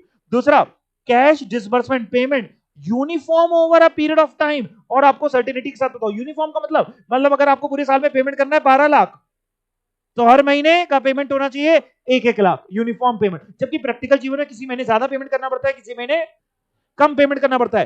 तीसरी जो इन्होंने एफ और ओ लिया, opportunity cost, opportunity cost of holding cash किसको बोल रहे हैं, ओ को। ट्रांजेक्शन कॉस्ट किसको बोल रहे हैं, एफ को। ये आपको transaction cost of converting security into cash, ये समझ गए, transaction cost of converting security into cash, मतलब मार्केटेबल सिक्योरिटीज को बेच के उसको कैश में कन्वर्ट करोगे ना, पैसा चाहिए होगा तो विड्रॉ करोगे, तो transaction cost of converting security into cash. ये दोनों आपको opportunity cost of holding cash, cash को रखने का जो ब्याज का नुकसान है, transaction cost of converting security into cash, ये भी पहले से पता हो। और ये 3 एजम्पशन अगर लिखने को आए तो लिख देना, ठीक है। लेकिन आपको देखो यहाँ लिखा है इनसाइड द मॉडल, अगर बात करें तो ये अनरियल एजम्पशन है और ये पूरी तरीके से आप अप्लाई थोड़ी ना कर सकते, बट तब भी एग्जाम में आएगा तो हमें तो क्वेश्चन तो करना ही है ना, क्वेश्चन थोड़ी ना छोड़ देंगे। तो देखते हैं क्या क्वेश्चन है, करते हैं, हम लोग पास टाइम है, कर सकते हैं। क्वेश्चन बहुत इजी होता है। फॉर्मूला क्या है याद रखना, C is equal to under root, old syllabus वाले देखो क्या लिखा है, ये 2AF नहीं लिखा होगा उसमें, T लिखा है ना, वो T और F एक ही, आप अपने में T से याद कर लो या F से याद कर लो, आपका कुछ भी है। अपॉन इन्होंने किया हुआ है O, तो 280 अपॉन O ही किया हुआ है उन्होंने, क्या किया आपके ओल्ड सिलेबस में, अपॉन B किया हुआ है, I किया है, इंटरेस्ट को वो I बोल रहे हैं, यहाँ पे इंटरेस्ट की जगह अपॉर्चुनिटी कॉस्ट, मतलब एक ही है, अलग अलग बुक्स में अलग अलग एब्रिविएशंस यूज होते हैं, बट सब एक ही चीज है। पढ़ के देखते हैं क्या है। ये क्वेश्चन है ओल्ड सिलेबस में भी, सेम क्वेश्चन मिल जाएगा एग्जैक्टली, आप देखेंगे तो मेरे को याद आ रहा है ये सेम क्वेश्चन ओल्ड सिलेबस में है। Annual cash requirement XYZ limited की 10 लाख, हमारे इस फॉर्मूले में क्या दे दिया इन्होंने, यानी इस फॉर्मूले में 2 तो चाहिए ही सर, 2 तो 2 है ही, इंटू ए क्या है दे दिया ना 10 लाख एनुअल कैश रिक्वायरमेंट, ठीक है बेटा। और क्या है सर, और देखते हैं बेटा, the company has marketable security in lot size of 50,000, 1 lakh, 2 lakh, 2.5 lakh, अभी इसका मतलब बाद में समझाएंगे। Cost of conversion of marketable security पर लॉट इज 1000, इसका मतलब बताओ ये क्या है, cost of conversion of marketable security पर लॉट इज 1000, मतलब फिक्स्ड ट्रांजेक्शन कॉस्ट, एक बार पैसा निकालने में जो ट्रांजेक्शन कॉस्ट है वो 1000, मतलब इस फॉर्मूले में एफ है कि ओ है? एफ है। 1000 रुपए का, तो 1000 रुपए ये मल्टीप्लाई हुआ, डिवाइड बाई ओ की ढूंढते हैं। Opportunity cost of fund is 5% per annum. ये क्या है? इंटरेस्ट कॉस्ट है। 5% का मतलब ऐसे कर सकते हैं, 5% मतलब 5/100, दैट इज 0.05, या 1 का भी आप 5% निकाल सकते हैं। 1 रुपए का पूरे साल की ब्याज की कॉस्ट, 1 का 5% करेंगे तो भी आपको यही मिल जाएगा। 1 का 5% भी 0.05, दोनों में कुछ भी आप कर सकते हैं। इसका मतलब होता है 1 रुपए का पूरे साल का ब्याज कितना बनेगा, तो डिवाइड बाई 0.05। चलिए करते हैं, और जो भी आएगा फिर अंडर रूट कर लेंगे। कैलकुलेटर तो अलाउड है ही हमारे एग्जाम में। सॉल्व करिए। 2 इंटू 10 लाख इंटू 1000, आ गया 0.05, बहुत सारे जीरो आ गए 4 के साथ, इसका अंडर रूट कर देते हैं। 2 लाख रुपीज हमारा, ये 2 लाख रुपीज का कैश रखना चाहिए, ये ऑप्टिमम है। यानी हम अपने यहाँ पे 2 लाख रुपए कैश रखा करें।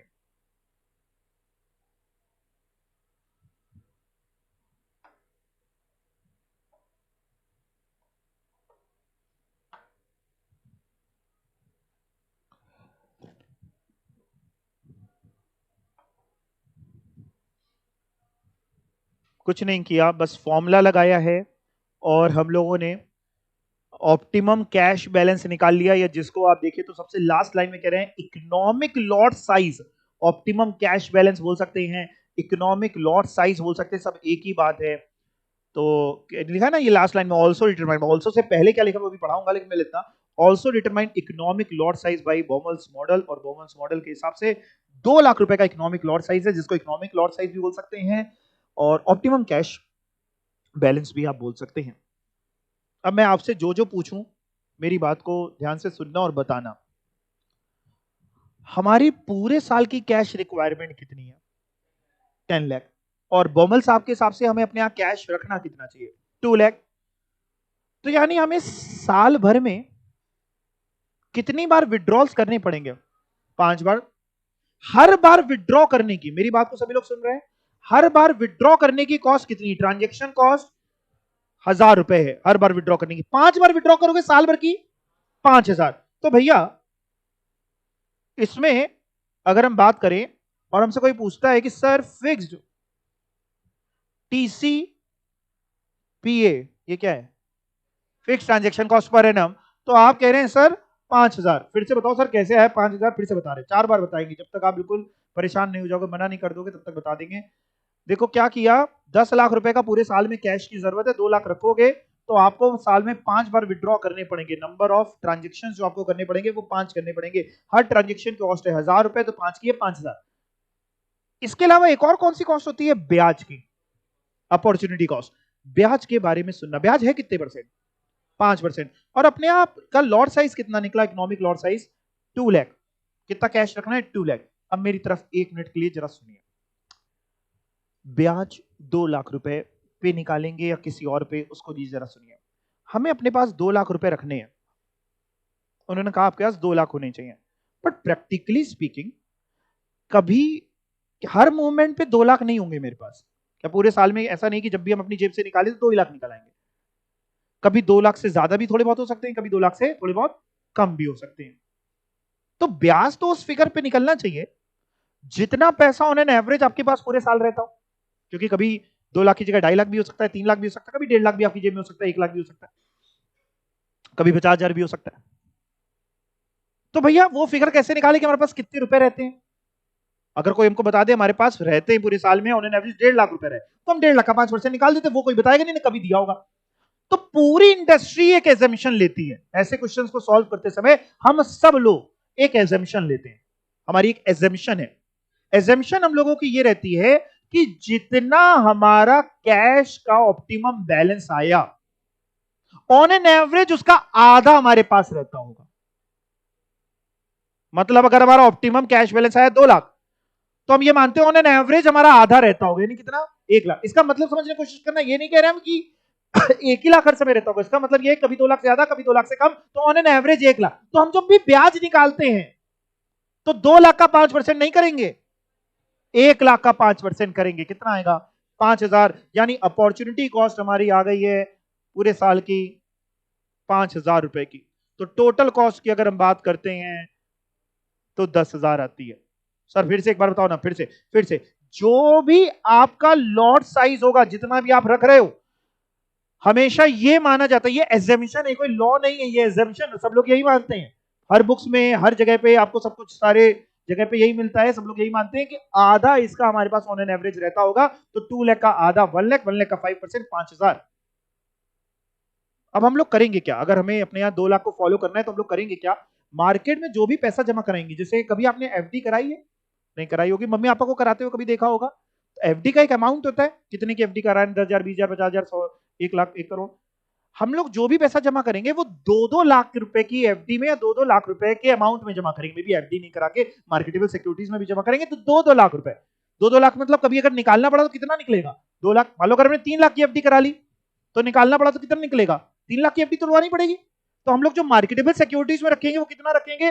2-2 लाख रुपए, क्योंकि हमारा ऑप्टिमम कैश बैलेंस कितना है? 2 लाख। तो 2 लाख जैसे ही कम होने लगेगा फिर एक और 2 लाख निकाल लेंगे, फिर एक और 2 लाख निकाल लेंगे। जितना भी पैसा, मान लो हमें जमा करने हैं 10 लाख, तो 2-2 लाख की 5 बार में जमा करेंगे।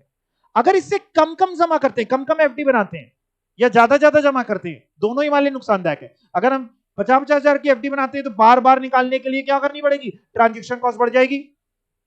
ज्यादा की एफडी बनाते हैं तो ज्यादा निकालेंगे तो ब्याज की कॉस्ट बढ़ जाएगी।